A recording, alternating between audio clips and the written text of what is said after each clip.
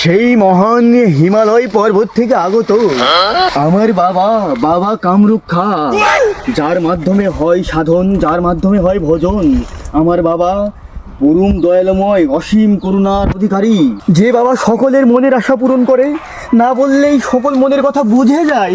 সেই বাবা আমার বাবা, বাবা কামরূপ খা। বাবা বাবা বাবা, তুমি আমার মনের আশা পূরণ করে দাও বাবা। বাবা যে অন্তর্যামী রে, তোর মনের চাওয়া পাওয়া বাবাকে খুলে বল রে বৎস। তাহলে তো বাবা অন্তর্যামী, তাহলে বাবা তো আমার মনে সবই জানে।